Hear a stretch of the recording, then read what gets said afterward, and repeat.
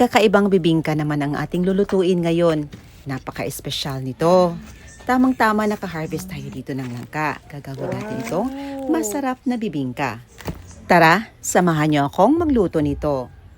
Meron din tayong freshly harvested na obe. At saka kukuha tayo ng tanim natin na buko. Siyempre, masarap din ang bibingka kapag may fresh gata. Ito na ang tatlong flavors na ating gagawin. Buko, obe at langka. Kudkurin lang natin itong ating niyog. At ito na, isang pirasong niyog lang ang ating gagamitin. Kasi medyo malaki ang niyog na ito. Sa ating bowl, naglagay tayo ng 6 cups of rice flour. Pinapagiling ko lang to sa market. Nag-add tayo ng 6 teaspoon of instant dried yes. 1½ cups white sugar. 5½ cups of fresh gata. Nag-add din tayo ng 3 teaspoon of fine salt. Mix to fully combine. Pagkatapos, i-rest for about 30 to 40 minutes till na magbubble ito. Luto po natin ang ating obe. I-mash lang natin ito. For this recipe, we will need 1/3 cup obe, 3/4 cup langka at 1/2 cup of grated buko. So, meron tayong dahon ng saging na dinadarang lang natin sa apoy para maging pliable. Gamit natin itong pangline ng ating pan. After 35 minutes, ito na, nagbubble ng ating mixture. Puin lang natin ito ng konti.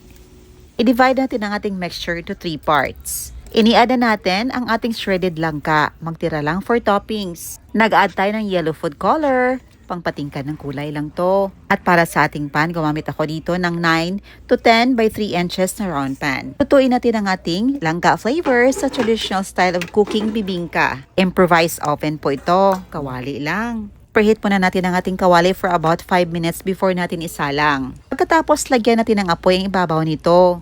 Bake for about 45 to 55 minutes until na mag-brown yung top nito. Ito naman ang ating buko flavor. Ini-add na natin ang ating shredded buko. Add tayo ng buko on top. At para sa ating pan naman, gumamit ako dito ng 5 by 3 inches round pan. Gagawa naman tayo ng ating obe flavor. I-add na natin ang ating mashed obe sa ating 4 by 3 inches na round pan. Dalawang flavor pala ito, ang buko at saka obe. Nagtap lang tayo ng mashed obe at saka buko sa ibabaw nito para mas maging espesyal pa ito. At i-bake lang natin for about 50 minutes, 190 degrees Celsius or until toothpick comes out lean at mag-brown na yung top nito. After 50 minutes, iti-check na natin ang ating niluto sa improvised oven. At ayan na, tinutoothpick test na natin. And napakaganda talaga ng luto nito. Perfectly baked at ang bango dahil langka flavor ito. At madami tayong langka na nilagay. Langkalicious talaga ito sa sarap at bango. After 50 minutes, i-check na natin ang ating niluto na obe at saka buko flavor. Naluto na din.